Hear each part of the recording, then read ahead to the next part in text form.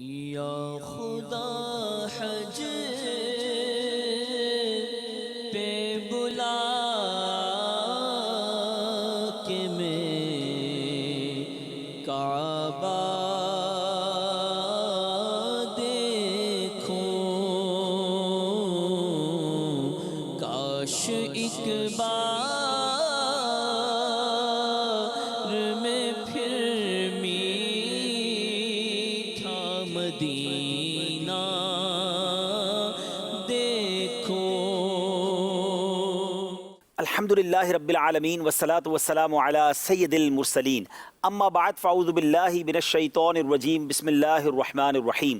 الصلاة والسلام علیک یا رسول اللہ وعلی آلک واصحابک یا حبیب اللہ، الصلاة والسلام علیک یا نبی اللہ وعلی آلک واصحابک یا نور اللہ۔ میٹھے میٹھے اسلامی بھائیوں اور مدنی چینل کے ناظرین، ایک بار پھر سلسلہ یاد حرمین لے کر آپ کے لیے حاضر ہیں۔ جیسے جیسے حج کے دن قریب آ رہے ہیں، یقیناً لاکھوں دلوں کی دھڑکن تیز ہوتی چلی جا رہی ہے۔ وہ دن آنے والے ہیں جو مغفرت کے دن ہیں، وہ دن آنے والے ہیں جو رحمتوں کے نزول کے دن ہیں، جب حاجیوں سے مغفرت کا وعدہ ہے۔ یقیناً دنیا بھر سے ایک کیلکولیشن کے مطابق 1% حاجی، جی ہاں، دنیا میں جتنے مسلمان ہیں 1% لوگ جو ہے وہ حج کو جاتے ہیں۔ اسی طرح کا نظام بنایا وہاں کی حکومت نے، یعنی اگر تقریباً 2.5 ارب 2.5 ارب مسلمان دنیا میں بستے ہیں تو ان کا 1% 25 لاکھ کے قریب لوگ حج کو بیرون ملک سے باہر سے وہاں پہنچتے ہیں۔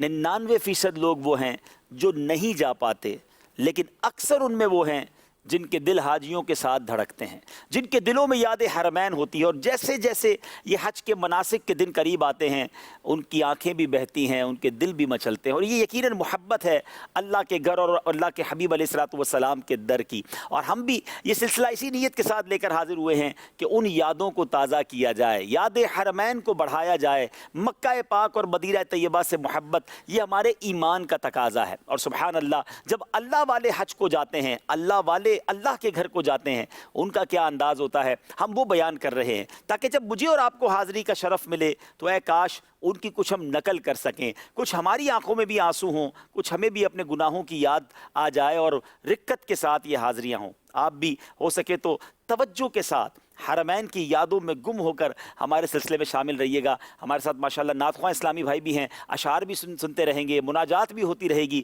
دعائیں بھی چلتی رہیں گی۔ دعائے عرفات میں یقیناً ایک بڑا رکت انگیز منظر ہوتا ہے۔ اللہ مجھے اور آپ کو ہر سال یہ منظر دیکھنا نصیب فرمائے۔ ایسا ہی موقع تھا کہ لوگ رکت سے آہو زاری کرتے ہوئے دعائیں کر رہے تھے۔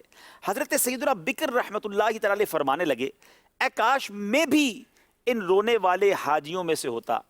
اور حضرت سیدنا مطرف رحمۃ اللہ تعالی علیہ نے خوف خدا سے مغلوب ہو کر اللہ کی بارگاہ میں عرض کی، اے اللہ، میری نافرمانیوں کی وجہ سے ان حاجیوں کو رد نہ فرمانا۔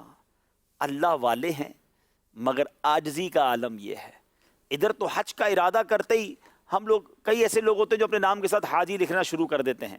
اللہ والے عرفات کے میدان میں بھی اللہ کی بارگاہ میں گریہ وزاری کر رہے ہوتے ہیں، اے کاش ہمیں بھی رکت نصیب ہو، سوز نصیب ہو، عاجزی نصیب ہو، اور خاص طور پر جب یہ سفر نصیب ہو تو اللہ کرے کہ بس اللہ کی یاد میں، اللہ کے خوف سے، اپنے گناہوں کو یاد کرتے ہوئے آنسو بہتے رہیں۔ امیر اہل سنت بڑی پیاری التجا اپنے اشعار میں لکھتے ہیں نا، میرے اشک بہتے رہیں کاش ہر دم تیرے خوف سے یا خدا یا الہی۔ میرے اشک بہتے رہے کاش ہر دم، میرے اشک بہتے رہے کاش ہر دم تیرے خوف سے یا خدا یا الہی، تیرے خوف سے یا خدا یا الہی۔ اگر آپ اس سفر میں رکت حاصل کرنا چاہتے ہیں نا تو خاص طور پہ امیر اہل سنت کی جو مناجات آپ نے لکھی ہیں، آپ کی جو بہت خوبصورت کتاب جو آپ کی نعتیہ اشعار پر مشتمل ہے، مناجات اور مناقب پر مشتمل ہے، وسائل بخشش، ہو سکے تو ساتھ لے جائیں، ورنہ موبائل پر ڈاؤن لوڈ بھی کی جا سکتی ہے۔ کمال کے کلام ہیں، طواف کرتے ہوئے، سعی کرتے ہوئے، مینا عرفات میں آپ پڑھیں گے نا تو آنکھوں سے آنسو ویسے ہی بہہ نکلیں گے۔ اور ایک اور مشورہ بھی دوں گا کہ آپ خوش الہان نعت خوانوں کی آواز میں مناجات اور نعتیں بھی اپنے ساتھ موبائل پر ڈاؤن لوڈ کر کے لے جائیں، تو آپ کو وہاں یہ جب سنیں گے تو بہت زیادہ انشاءاللہ آپ کو رکت محسوس ہوگی۔ اب جیسے اسی کلام کا ایک شعر ہے، اور واقعی یہ کعبے کے سامنے جا کر، مکے میں جا کر، پھر عرفات میں جا کر، مینا میں جا کر یہ خیال بار بار آتا ہے کہ دنیا تو مجھے حاجی بھی کہہ رہی ہے اور بڑا جس کو آپ کے مبارکبادیں بھی دے رہی ہے، مگر اللہ تو جانتا ہے نا میں کتنا برا ہوں، اس کو تو میرے سارے عیب پتہ ہے، اتنی خطائیں، اتنے جرم ہونے کے باوجود پھر بھی اپنے گھر اس نے مجھے بلایا۔ امیر علیہ السلام لکھتے ہیں نا کہ تجھے تو خبر ہے میں کتنا برا ہوں، تو عیبوں کو میرے چھپا یا الہی۔ تجھے تو خبر ہے میں کتنا برا ہوں، تجھے تو خبر ہے میں کتنا برا ہوں، تو عیبوں کو میرے چھپایا الہی، تو عیبوں کو میرے چھپایا الہی۔ اور جب مکے پہنچ جائیں اور اللہ کی بارگاہ میں اس طرح شکریہ ادا کریں تو اس کی کیفیت بھی اور ہے کہ میں مکے میں پھر آ گیا یا الہی، کرم کا تیرے شکریہ یا الہی، نہ رد کر کوئی التجا یا الہی، وہ مقبول ہر ایک دعا یا الہی۔ میں مکے میں پھر آ گیا یا الہی، میں مکے میں پھر آ گیا یا الہی، کرم کا تیرے شکریہ یا الہی، کرم کا تیرے شکریہ یا الہی، میں مکے میں پھر آ گیا یا الہی۔ انشاءاللہ یہ سارے موقع ہمیں ضرور ملیں گے، اور عرفات میں سبحان اللہ کس طرح کرم کی برسات ہوتی ہے، کس طرح رب کریم کرم فرماتا ہے، ذرا سنیے گا۔ حضرت سیدنا محمد بن منقدر رحمۃ اللہ تعالی علیہ نے 33 حج کرنے کی سعادت حاصل کی، 33 ٹائمز آپ نے حج کیا۔ اپنے آخری حج میں میدان عرفات کے اندر دعا کرتے ہوئے، مناجات کرتے ہوئے اللہ کی بارگاہ میں انہوں نے عرض کی، یا اللہ عز و جل تو جانتا ہے کہ میں نے اسی عرفات میں 33 بار وقوف کیا ہے، ایک مرتبہ اپنی طرف سے، ایک بار اپنی ماں اور ایک بار اپنے والد کی طرف سے۔ یا رب میں تجھے گواہ بناتا ہوں کہ میں نے باقی 30 حج اس کو تحفے کر دیے، یعنی اس کو ایصال کر دیا جو یہاں عرفات میں تو ٹھہرا ہو مگر اس کا حج قبول نہ ہوا ہو۔ یعنی 30 حج کا ثواب، 30 حج کا ثواب انہوں نے اللہ کی بارگاہ میں عرض کیا، اللہ یہاں ایسا بھی ہو سکتا ہے کہ کوئی عرفات کے میدان میں آیا ہو، اس کا حج قبول نہ ہوا ہو، اے اللہ میں اپنے 30 حج اس کو ایصال کرتا ہوں۔ اللہ اکبر۔ جب آپ عرفات سے مزدلفہ پہنچے، غور سے سنیے ناظرین، کریم کے گھر سے کیسا کرم ہوتا ہے۔ مزدلفہ پہنچے تو خواب میں آپ کو ندا دی گئی، اے ابن منقدر، کیا تو اس پر کرم کرتا ہے جس نے کرم کو پیدا کیا؟ کیا تو اس پر سخاوت کرتا ہے جس نے سخاوت پیدا فرمائی؟ تیرا رب تجھ سے فرماتا ہے، مجھے اپنی عزت و جلال کی قسم، میں نے وقوف عرفات کرنے والوں کو عرفات پیدا کرنے سے 2000 سال پہلے ہی بخش دیا ہے۔ عرفات بھی پیدا نہیں ہوا تھا، اس سے 2000 سال پہلے عرفات آنے والے کو رب کریم نے بخش دیا۔ اللہ، پھر ہم کیوں نہ عرفات جانے کو تڑپیں، پھر کیوں نہ ہم حج کی دعائیں کریں، پھر کیوں نہ اپنے دل میں یہ شوق بڑھائیں۔ یقین کریں ناظرین، اپنی زندگی کی سب سے بڑی تمنا یہ بنا لیجئے کہ بس مجھے مکہ شریف جانا ہے، مدینے جانا ہے، کعبے کا طواف کرنا ہے، حج کرنے ہیں۔ اللہ تعالیٰ جب بھی وسعت دے بس ایک ہی فکر ہو، بس اللہ کرے کہ یہ زندگی کی جس دن سب سے بڑی خواہش اور تڑپ بن گئی نا، تو پھر کرم ضرور ہوگا، پھر بلاوا ضرور آئے گا۔ امیر اہل سنت کی کتنی خوبصورت دعا ہے، یا خدا حج پہ بلا آ کے میں کعبہ دیکھوں، کاش ایک بار میں پھر میٹھا مدینہ دیکھوں۔ یا خدا حج پہ بلا کے میں کعبہ دیکھوں، کاش ایک بار میں پھر مدینہ دیکھوں، پھر میسر ہو مجھے کاش وقوف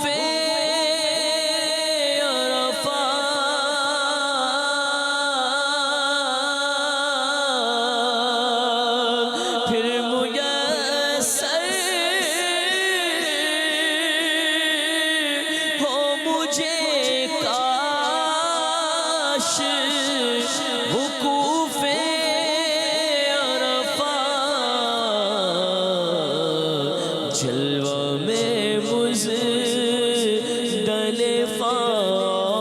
اور منی کا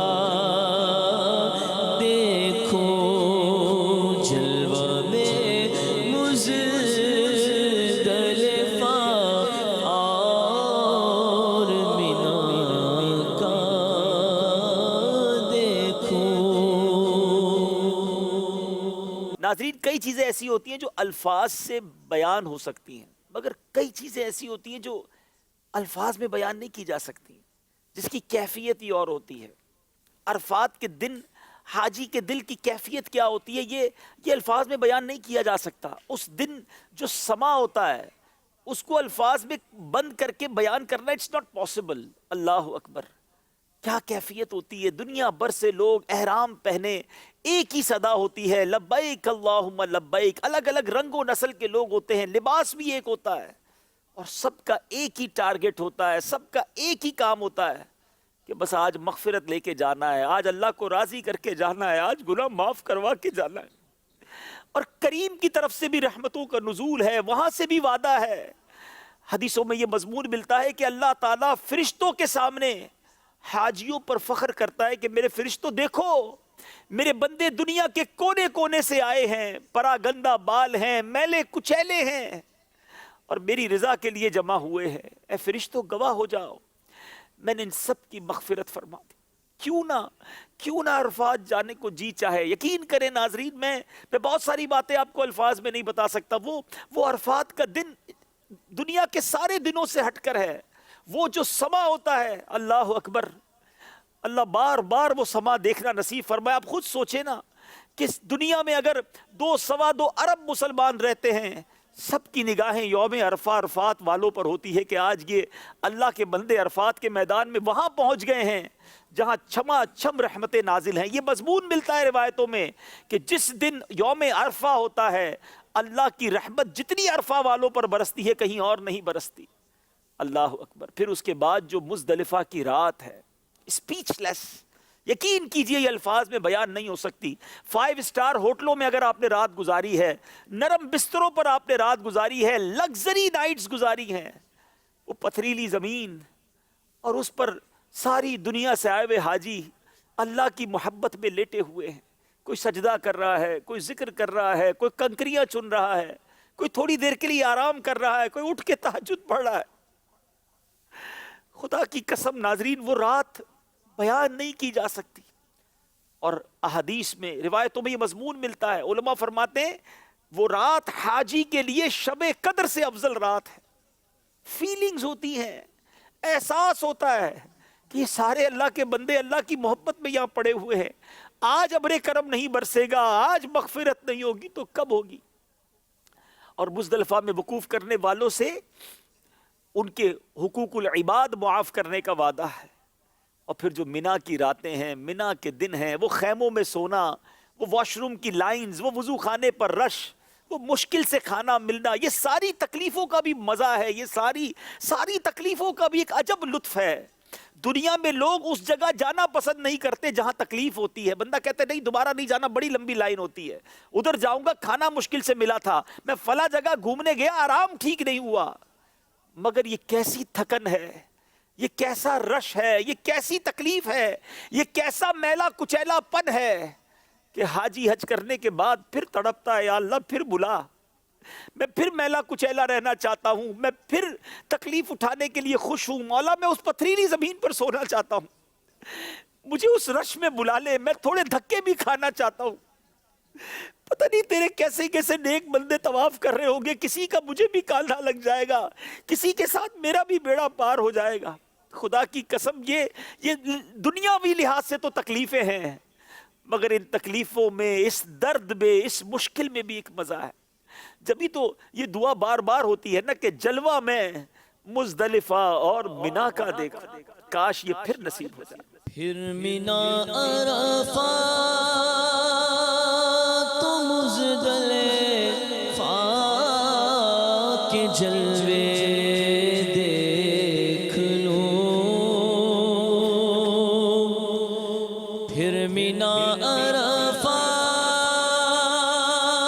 تو مزدلفہ کے جلوے دیکھ لوں، یا الہی ہو کرم غوث الورا کے واسطے، یا الہی ہو کرم غوث الورا کے واسطے، حج مبرور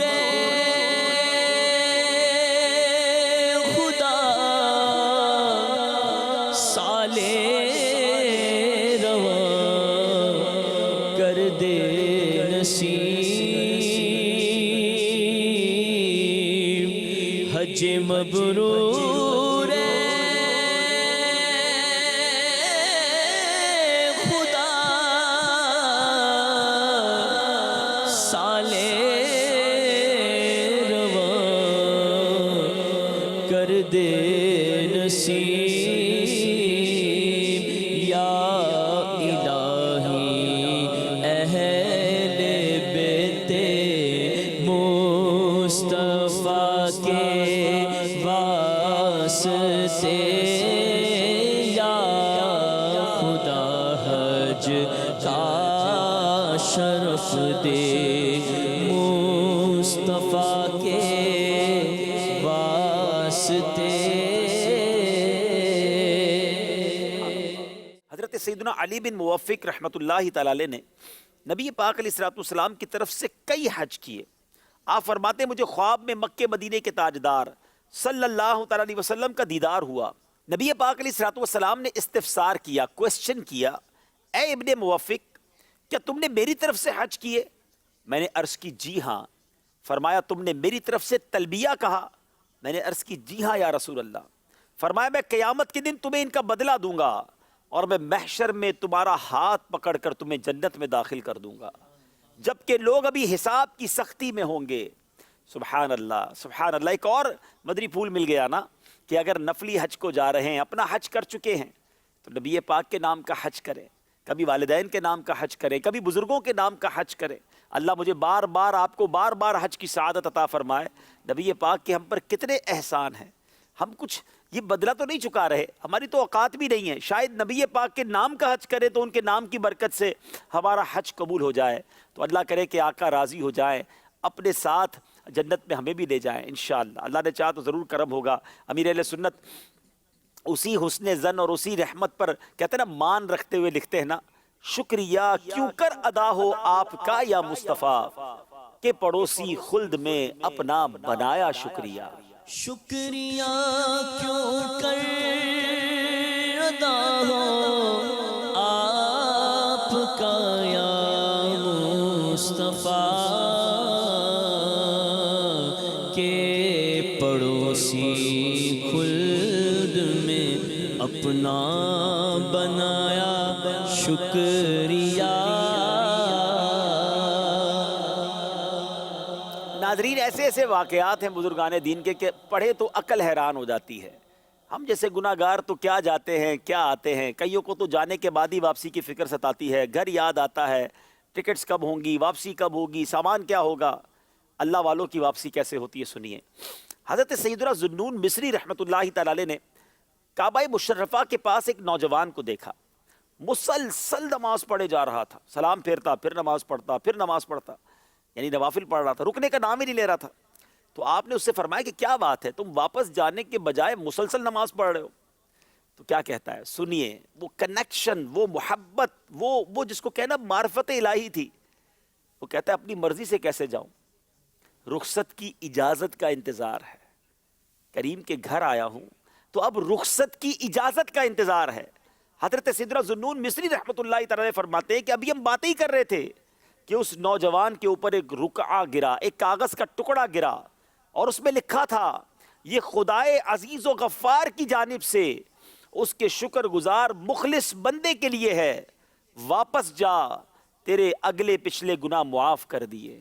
اللہ اللہ، یہ بڑے کرم کے ہیں فیصلے، یہ بڑے نصیب کی بات ہے۔ اللہ ایسوں کے صدقے ہماری حاضری قبول فرمایا۔ اے کاش ہم بھی جائیں تو ہمارے سارے گناہ معاف ہو جائیں، ایسی محبت ہو جائے، ایسا پیار ہو جائے، ایسی وارفتگی رب عز و جل سے نصیب ہو جائے۔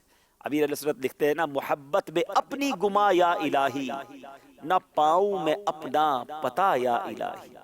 محبت میں اپنی گھمایا الہی، نہ پاؤں میں اپنا پتایا الہی، نہ پاؤں میں اپنا پتایا الہی۔ ناظرین، کبھی کبھی ایسا بھی ہوتا ہے ہم دعا مانگتے ہیں، وہ دعا قبول نہیں ہوتی، ہمیں نظر نہیں آتی۔ مکہ شریف گئے، حج پر گئے، پڑھا تو یہ تھا کہ کعبے پر پہلی نظر پڑے تو جو دعا مانگی جائے وہ دعا قبول ہوتی ہے۔ میں تو کعبے پر بھی گیا، وہاں بھی دعا مانگی، مدینے میں بھی دعا مانگی، مگر وہ دعا قبول نہیں ہوئی۔ بزرگان دین کے آپ کو واقعات سناتا ہوں۔ دعا مانگنی ہے، چاہے ہمیں اس کا نتیجہ نظر آئے یا نہ آئے، اللہ کی رحمت سے مایوس نہیں ہونا ہے۔ دیکھیں نا، میں کریم کے گھر گیا ہوں اور کریم کو معلوم ہے، میرے مالک کو معلوم ہے کہ مجھے کب کیا دینا ہے۔ بھروسہ بھی تو ہونا چاہیے نا۔ حضرت سیدنا مالک بن دینار رحمۃ اللہ تعالی فرماتے کہ ایک عابد کہتے ہیں میں متواتر کئی سال تک حج کی سعادت سے سرفراز ہوتا رہا۔ ہر سال ایک درویش کو میں کعبہ معظمہ کا دروازہ پکڑے دیکھتا، جب وہ لبیک اللہم لبیک کہتا تھا تو غیب سے آواز آتی تھی لا لبیک، یعنی تیری لبیک قبول نہیں ہے۔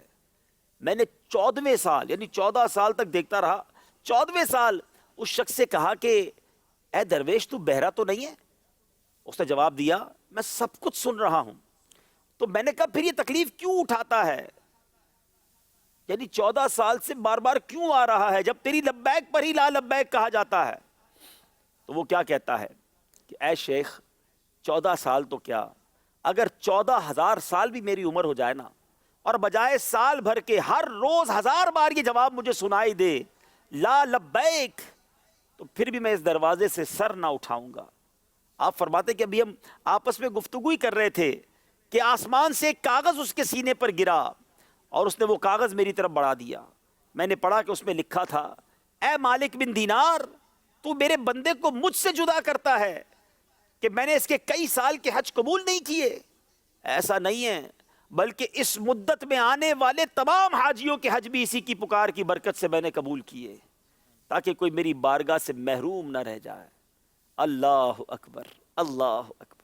وہ بڑا کریم ہے، وہ بڑا رحیم ہے، اس کے در سے مایوس نہیں ہونا ہے۔ عاجزی، انکساری، اللہ کے سوا ہے کون ہمارا، ہم کس کے در پہ جا سکتے ہیں؟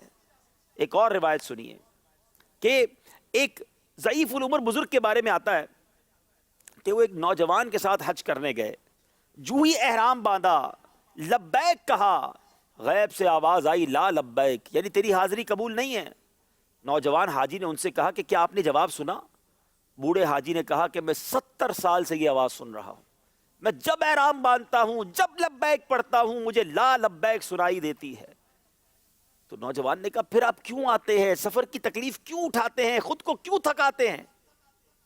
پتہ ہے اس بوڑھے حاجی نے کیا جواب دیا؟ آئے ہائے ہائے، کیا عاجزی، کیا انکساری، کیا ان الفاظ کی چاشنی ہے۔ وہ کہتے ہیں کہ رو رو کر وہ حاجی کہتا ہے، بوڑھا حاجی، کہ پھر میں کس کے دروازے پر جاؤں؟ مجھے خواہ رد کیا جائے یا قبول، میں نے تو یہی آنا ہے نا، اس در کے سوا میری کوئی پناہ نہیں ہے۔ غیب سے آواز آئی جاؤ تمہاری ساری حاضریاں قبول کر لی گئی۔ اللہ اکبر، اللہ اکبر۔ ناظرین یہ وہ تڑپ ہے، یہ وہ رکت ہے، یہ وہ عاجزی ہے جو اللہ والوں کا انداز تھا۔ کاش مجھے اور آپ کو اس کا کچھ ذرہ نصیب ہو جائے، کچھ انکساری، کچھ عاجزی، کچھ اللہ کی بارگاہ میں جس کو کہتے ہیں نا رکت کے ساتھ عرض کرنا نصیب ہو جائے۔ اب یہاں ان دو واقعات سے جو سبق ملتا ہے ناظرین، وہ یہ ہے کہ قبولیت دعا میں خواہ کتنی ہی تاخیر ہو جائے، دل برداشتہ نہیں ہونا چاہیے۔ ہم تاخیر کی مصلحتیں نہیں جانتے، یقیناً قبولیت دعا میں تاخیر بلکہ سرے سے دعا قبول کا اظہار ہی نہ ہونا، یہ بھی ہمارے حق میں مفید ہوتا ہے۔ سیدی اعلیٰ حضرت امام اہل سنت کے والد گرامی حضرت مولانا نقی علی خان کے فرمان کا خلاصہ ہے کہ حکمت الہی کے کبھی تو براہ نادانی کوئی چیز بندہ طلب کر رہا ہوتا ہے اور وہ مہربانی کہ تیری دعا قبول نہیں کرتا، کیونکہ تو جو مانگ رہا ہوتا ہے وہ اگر عطا کر دیا جائے تو تجھے نقصان ہو جائے گا۔ مثلا تو دولت مانگے، دولت تو مل جائے مگر ایمان خطرے میں پڑ جائے، تو صحت مانگے، اس کا ملنا تیری آخرت کے لیے نقصان دہ ہو، اس لیے وہ تیری دعا قبول نہیں فرماتا۔ اللہ نے قرآن مجید فرقان حمید میں کمال کا ارشاد فرمایا، جسے سن لیجئے اور یاد کر لیجئے۔ اللہ قرآن میں فرماتا ہے عَسَىٰ أَن تُحِبُّوا شَيْئًا وَهُوَ شَرٌّ لَكُمْ، اللہ فرماتا ہے قریب ہے کہ کوئی بات تمہیں پسند آئے اور وہ تمہارے حق میں بری ہو، ہمیں اچھی لگ رہی ہے مگر اللہ جانتا ہے، ہم نہیں جانتے۔ بڑا آسان سا اس کا فارمولہ ہے، بڑا آسان سا اس کا ایک ایگزامپل ہے ناظرین۔ آپ میں سے کئی والد مجھے سن رہے ہوں گے، کئی والدہ سن رہی ہوں گی، بڑے بھائی سن رہے ہوں گے۔ آپ کے گھر میں چھوٹا بچہ ہو، اس کا گلا خراب ہو اور وہ آپ سے کہے کہ مجھے آئس کریم کھانی ہے، مجھے ٹھنڈا پانی پینا ہے، بتائیے آپ اسے پلائیں گے؟ آئس کریم کھانے دیں گے؟ آپ کہیں گے نہیں بیٹا آپ نے نہیں کھانا، اور اب وہ رونا شروع کر دے، آپ کے سامنے ضد کرنا شروع کر دے، آپ کہیں گے بے شک روتا رہے، ضد کرتا رہے، اس کو اس وقت آئس کریم دینا، ٹھنڈا پانی دینا اس کی صحت کے لیے نقصان دہ ہے۔ ناظرین اب میرے سوال کا ذرا جواب دیجئے، آپ والد ہو کر جانتے ہیں بچے کو کب کیا دینا ہے، اب ماں ہو کر جانتی ہیں کہ آپ کے بچے کو کب کیا دینا ہے، آپ بڑے بھائی ہو کر جانتے ہیں چھوٹے بھائی کو کب کیا دینا ہے۔ کیا مجھے پیدا کرنے والا میرا خالق میرا مالک نہیں جانتا مجھے کب کیا دینا ہے؟ میں جو مانگ رہا ہوں ہو سکتا ہے وہ میرے لیے اچھا نہیں ہے، میں رو بھی رہا ہوں، میں گڑ گڑا بھی رہا ہوں، یہ اس کی مہربانی ہے جو مجھے نہیں دے رہا ہے۔ قرآن میں رب نے فرمایا عَسَىٰ أَن تُحِبُّوا شَيْئًا وَهُوَ شَرٌّ لَكُمْ، قریب ہے کہ کوئی بات تمہیں پسند آئے اور وہ تمہارے حق میں بری ہو۔ کیا پیاری بات مولانا حسن رضا خان صاحب کہتے ہیں نا، سبحان اللہ، یہ یاد کر لو اور اپنی زندگی میں یہی انداز ہونا چاہیے کہ یا اللہ جو میرے حق میں بہتر ہے وہ عطا فرما، تو بہتر جانتا ہے، جو میرے لیے بہتر ہے عطا کر دے، جو بہتر نہیں میرے خالق میرے مالک میرے دل سے اس کا دھیان اور خیال بھی نکال دے۔ یہ شعر کتنا خوبصورت ہے۔ مولانا حسن رضا خان صاحب لکھتے ہیں میں کیوں کہوں مجھ کو یہ عطا ہو وہ عطا ہو، میں کیوں کہوں مجھ کو یہ عطا ہو وہ عطا ہو، وہ دو کہ ہمیشہ میرے گھر بھر کا بھلا ہو۔ یہ کیوں کہوں مجھ کو یہ عطا ہو یہ عطا ہو،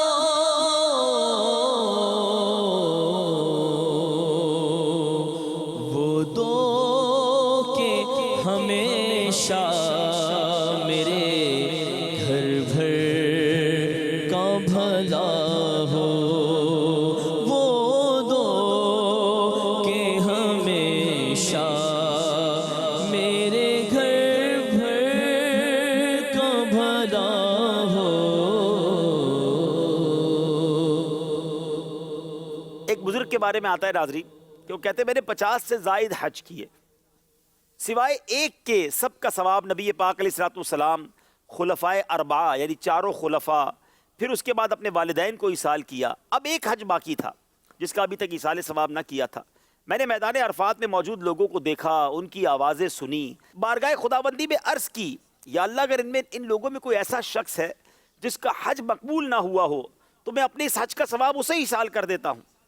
پھر اس رات کہتے ہیں جب میں مزدلفہ میں سویا، اللہ کا خواب میں دیدار نصیب ہوا۔ اللہ نے مجھ سے فرمایا اے علی کیا تو مجھ پر سخاوت کرتا ہے؟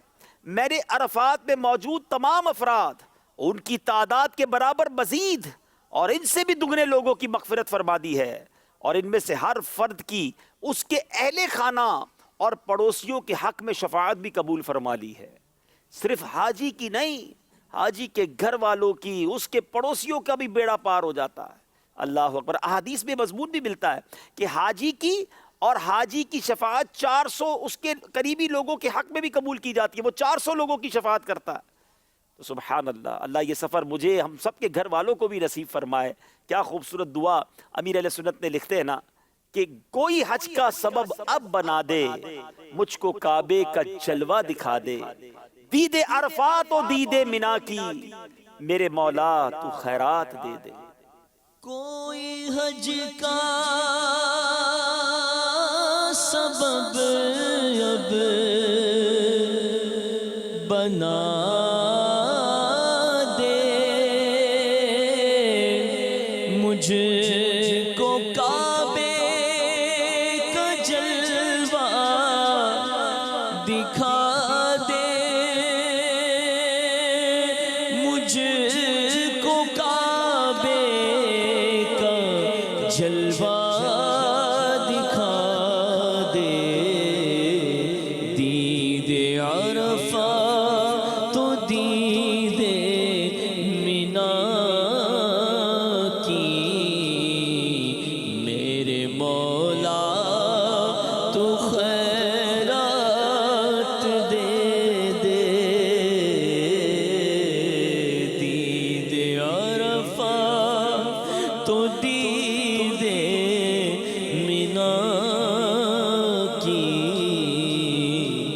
میرے مولا تو خیرات دے دے۔ حج کے سفر پر، حرمین کے سفر پر سامان کیسا ہو، ساتھی کیسا ہو، توشہ کیا ہو، اللہ والوں کا انداز دیکھیے۔ ایک شخص نے حضرت سیدنا حاتم اصم رحمۃ اللہ تعالی علیہ سے عرض کی مجھے حج کا سفر درپیش ہے، کوئی ایسا ہم سفر بتائیے جس کی صحبت بابرکت کا فیض لوٹتے ہوئے میں اللہ کی بارگاہ میں حاضر ہو سکوں۔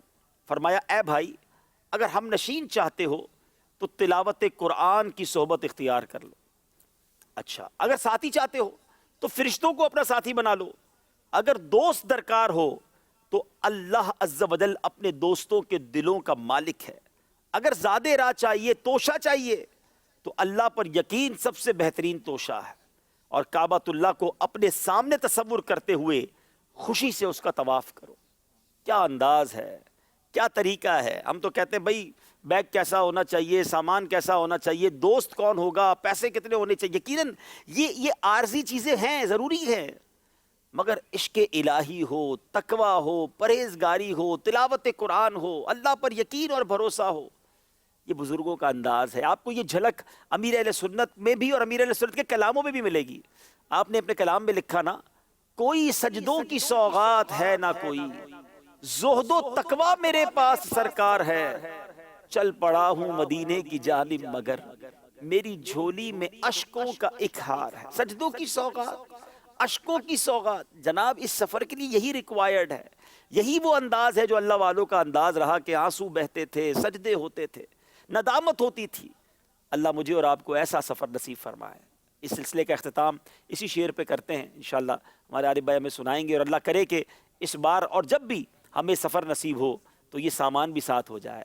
اللہ کرے کہ یہ نیکیوں کے ساتھ کچھ لے کر جائیں اور وہاں سے رحمتوں کی بھیک لے کر آئیں۔ صلو علی الحبیب صلی اللہ تعالی علی محمد صلی اللہ علیہ وسلم۔ کوئی سجدوں کی سوغات ہے نا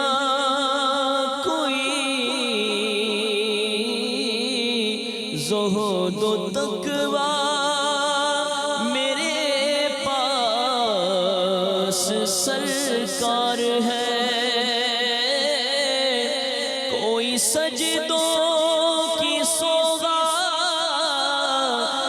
ہے نہ کوئی زہد و تقویٰ میرے پاس سرکار ہے۔ چل پڑا ہو مدینے کی جانب مگر چل پڑا ہو مدینے کی جانب مگر چل پڑا ہو مدینے کی جانب مگر ہائے سر پر گناہوں کا انبار ہے۔ اللہ کریم مجھے اور آپ کو حج مبرور نصیب فرمائے۔ مدنی چینل دیکھتے رہیے، اگلے سلسلے میں پھر ملاقات ہوگی انشاءاللہ۔ اب اگلے سلسلے سے ذکر مدینہ ہوگا، حج کی بات ہو گئی، مکے کی بات ہو گئی، کعبے کی بات ہو گئی۔ مولانا حسن رضا خان صاحب لکھتے ہیں نا، حسن حج کر لیا کعبے سے آنکھوں نے ضیا پائی، چلو دیکھیں وہ بستی جس کا رستہ دل کے اندر ہے۔ انشاءاللہ اگلے سلسلے سے ذکر مدینہ شروع کریں گے۔ صلو علی الحبیب صلی اللہ تعالی علی محمد صلی اللہ علیہ وسلم۔ یا خدا حج پہ بلا کے میں کعبہ